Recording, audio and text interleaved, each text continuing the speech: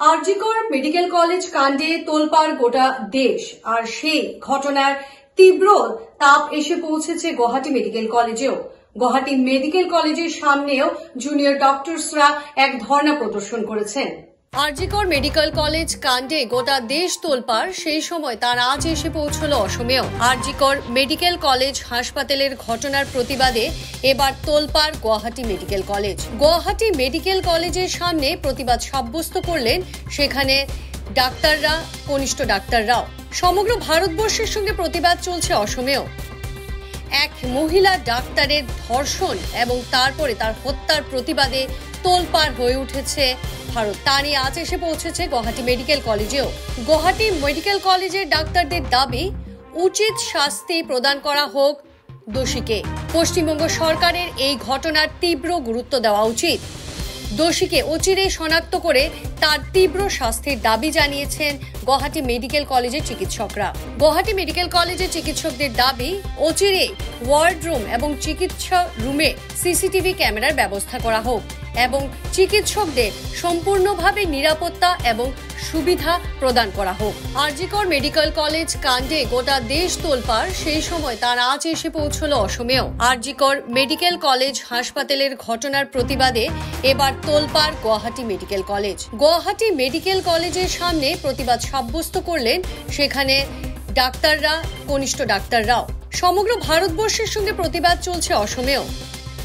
এক মহিলা ডাক্তারের ধর্ষণ এবং তারপরে তার হত্যার প্রতিবাদে তোলপাড় হয়ে উঠেছে ভারত। তা নিয়ে আজ এসে পৌঁছেছে গুয়াহাটি মেডিকেল কলেজেও। গুয়াহাটি মেডিকেল কলেজের ডাক্তারদের দাবি, উচিত শাস্তি প্রদান করা হোক দোষীকে। পশ্চিমবঙ্গ সরকারের এই ঘটনার তীব্র গুরুত্ব দেওয়া উচিত। দোষীকে অচিরেই শনাক্ত করে তার তীব্র শাস্তির দাবি জানিয়েছেন গুয়াহাটি মেডিকেল কলেজের চিকিৎসকরা। গুয়াহাটি মেডিকেল কলেজের চিকিৎসকদের দাবি, অচিরেই ওয়ার্ড রুম এবং চিকিৎসা রুমে সিসিটিভি ক্যামেরার ব্যবস্থা করা হোক এবং চিকিৎসকদের সম্পূর্ণভাবে নিরাপত্তা এবং সুবিধা প্রদান করা হোক। West Bengal government, West Bengal চৰকাৰক আমি এইটো অনুৰোধ জনাইছোঁ যে আৰজিকৰ মেডিকেল কলেজৰ ছাত্ৰ ছাত্ৰীসকলৰ ডিমাণ্ডখিনি তেখেতসকলে যাতে গুৰুত্ব দিয়ে আৰু এটা safe and secure environment for doctors, যিসকল ডক্টৰ্ছ, যিসকল চিকিৎসকে আমাৰ ইয়াত প্ৰেক্টিছ কৰে মেডিকেল কলেজত, এটা সুৰক্ষা আৰু নিৰাপত্তা দিয়ে ভৰপূৰ এটা পৰিস্থিতি বা পৰিৱেশ এটা সিহঁতে ডিজাৰ্ভ কৰে।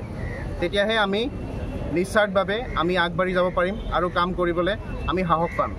কাৰণ আমি ইয়াত কণ্টিনিউৱাছ ডিউটি কৰিব লগা হয়, তো তাৰ মাজতে আমি ৰেষ্ট ল'ব লগাও হয়। তো সেইটো কাৰণে যিসকল জেগাত মানে আমাৰ ধৰি লওক ডক্টৰ্ছ ৰুমে হওক বা আমাৰ ৱাৰ্ডে হওক, তাতে যাতে proper security, proper CCTV camera যাতে ইনষ্টলেশ্যন কৰা হয়, এইখিনি সকলো চিকিৎসালয়ৰ প্ৰশাসনক মই অনুৰোধ জনালোঁ আৰু ৰাষ্ট্ৰীয় চৰকাৰ আৰু কেন্দ্ৰীয় চৰকাৰ সকলোকে মই অনুৰোধ জনাইছোঁ যাতে চিকিৎসকৰ নিৰাপত্তা আৰু সুৰক্ষাৰ বিষয়ে বিশেষ গুৰুত্ব দিয়া হয় আৰু যাতে বিশেষ ব্যৱস্থা লোৱা হয়। যোনটো আমাৰ একেদিন ধৰি চলি আহিছে, ফৰ্ডা ফালৰ পৰা যোনটো আমাৰ এটা এনাউন্সমেণ্ট কৰা হৈছিল, যোনটো এই আৰজিকৰ মেডিকেল কলেজত যোনটো ঘটনা ঘটি গৈছে লাষ্ট ফ্ৰাইডে মৰ্ণিং, য'ত মানে আমাৰ এজন কলিগ, তেখেতক অনেক নিৰ্দয়ভাৱে আৰু দুৰ্ব্যৱহাৰ কৰি কিনে হত্যা কৰা হৈছে।